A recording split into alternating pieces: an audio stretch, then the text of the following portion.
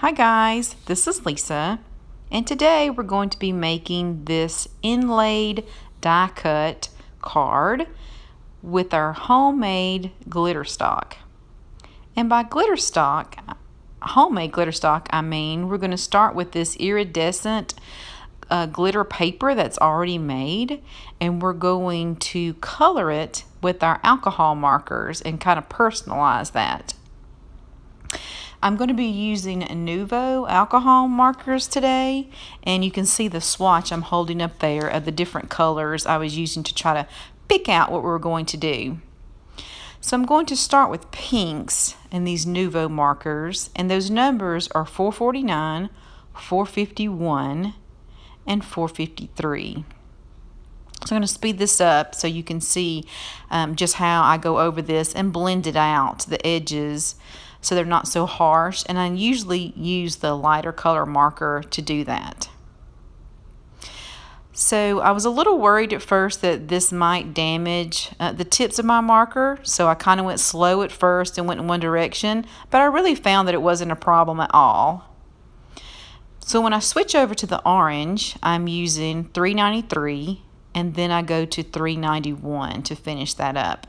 And I've got a scrap piece of paper that I used on my last project just to try and hold it down and keep the alcohol off my fingers as much as possible. I really thought this would be a neat project to color one glitter stock in like a rainbowish orange pink, and to inlay the sentiment in a totally different color, which in this case is going to be brown. And this month the design team for May is doing a color challenge, and those are the three colors: pink, orange, and brown. So if you were wondering why I chose those colors, that's it. But I'm not hating it, I must say. It actually is turning out really, really pretty. If you did not have glitter paper, you could always make homemade glitter paper. Just take some good sturdy white cardstock, cover that in some double-sided tape, and then put your iridescent glitter on top and burnish it really, really well, and you would get the same effect. It is so pretty in real life. So now we're going to be moving on to the brown piece that we're going to be using to die cut out our sentiment. And again, I'm using Nuvo alcohol markers. This brown is number 463.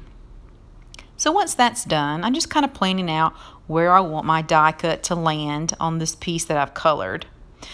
And this die cut says prayers, and it's from Hero Art's prayer set, and you can get that from maymay.com. Using some purple tape to hold that in place as it runs through my die cut machine. And you can see here I'm going to be using the Big Shot from Sizzix. I just put down my plate, my die cut with the paper on it, and my top plate. I run it through twice because it's pretty intricate, and I wanted to make sure it cut through those layers. I'm going to do the same thing with the brown piece and cut the exact same die cut out of that, same size, same die cut. It says prayers. I'm going to push that through twice and then take those off of the die. It's already looking so cool. So I'm going to use my pokey tool and take both of those prayers out. I'm going to keep those negative spaces because I'm going to inlay those back in to the original orange and pink strip, and it'll make more sense when you see it in just a second.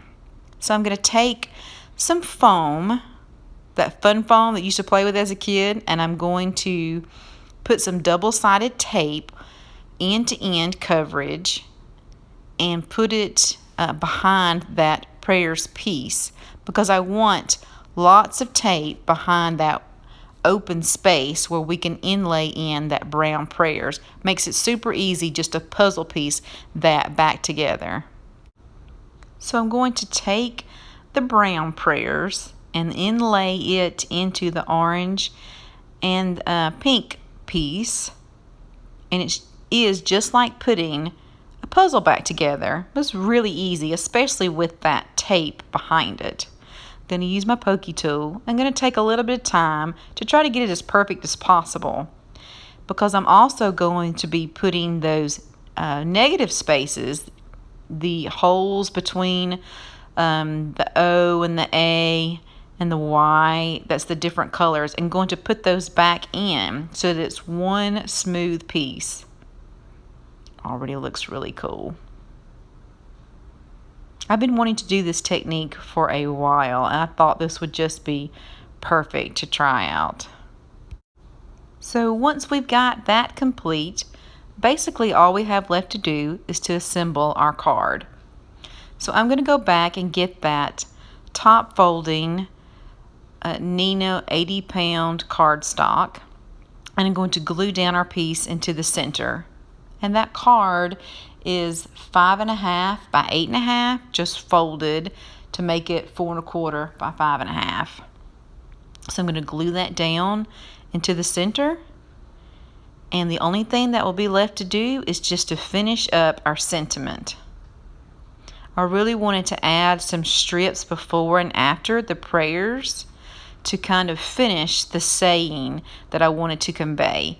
So I'm going to check out my options, and I decided to go with our thoughts and then there'll be prayers, and then to end with are with you. So even though this is the sparkly card, I thought it might cheer someone's day up to tell them that we've been praying for them. I want to finish this up putting some brown ink around the edges and distress it a little bit. I just can't help myself. I just love the look of distressing. So to finish up, all I'm going to do is add a little bit of bling and some coordinating orange and pink. And that's it. It's ready to go into the mail. Thank you so much, guys, for watching this video.